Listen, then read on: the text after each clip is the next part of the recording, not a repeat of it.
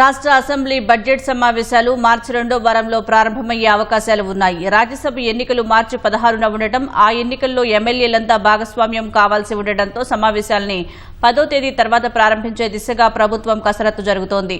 2026-27 ఆర్థిక సంవత్సరానికి సంబంధించిన బడ్జెట్ సమావేశాలను 10 నుంచి 15 రోజుల పాటు నిర్వహించాలని భావిస్తోంది.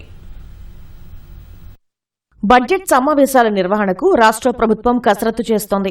ఇప్పటికే శాసనసభ, శాసన మండలిలను ప్రోరోగ్ చేస్తూ ఈ నెల 18న గవర్నర్ జిష్ణుదేవ్ వర్మ నోటిఫికేషన్ జారీ చేశారు.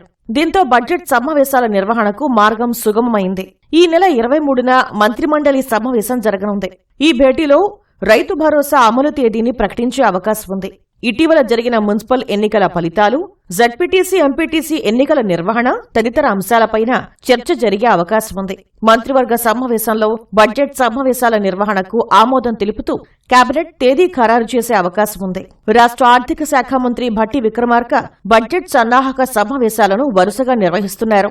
శాఖల వారీగా జరుగుతున్న ఈ సమావేశాల్లో ఆయా శాఖలకు కేటాయించిన నిధులు, ఖర్చు చేసిన మొత్తం, రాబోయే బడ్జెట్లో విజన్ 2047 లక్ష్యాలను దృష్టిలో ఉంచుకుని అవసరమైన నిధుల కేటాయింపులపై చర్చిస్తున్నారు. వాస్తవిక బడ్జెట్ను ప్రవేశపెట్టేందుకు ప్రభుత్వం ప్రాధాన్యత ఇస్తూ ప్రతి శాఖ ఖర్చుపై సమీక్ష నిర్వహిస్తోంది.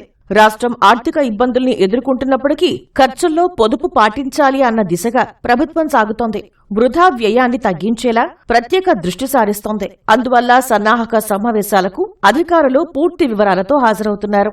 అవసరమైన శాఖలకు నిధుల కేటాయింపులు పెంచే అంశంపైన చర్చ జరుగుతోంది. వచ్చే నెల 10వ తేదీ తర్వాత బడ్జెట్ సమావేశాలు జరిగే అవకాశం ఉండటంతో అప్పటికి బడ్జెట్ తయారీ ప్రక్రియ పూర్తవుతుందని అధికార వర్గాలు చెబుతున్నాయి. మొదటి రోజు ఉభయ సభలను ఉద్దేశించి గవర్నర్ జిష్ణుదేవ్ వర్మ ప్రసంగిస్తారు. అనంతరం గవర్నర్ ప్రసంగానికి ధన్యవాదాలు తెలియజేసే తీర్మానంపై 2 రోజుల పాటు చర్చ జరిగి ఆమోదం పొందుతుంది. తర్వాత 1 లేదా 2 రోజుల విరామమిచ్చి ఆర్థిక శాఖ మంత్రి భట్టి విక్రమార్క బడ్జెట్ను ప్రవేశపెడతారు. బడ్జెట్పై 2 నుంచి 3 రోజుల పాటు చర్చ జరిగే అవకాశం ఉంది. అనంతరం శాఖల వారీగా పద్దుల కేటాయింపులు, ప్రజా సమస్యలపై 3 నుంచి 4 రోజుల పాటు చర్చ కొనసాగవచ్చు.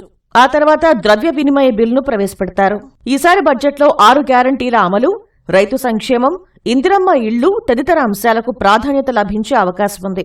మార్చి 4వ వారం నాటికి బడ్జెట్ సమావేశాలు ముగిసే అవకాశం ఉందని ప్రభుత్వ వర్గాలు చెబుతున్నాయి.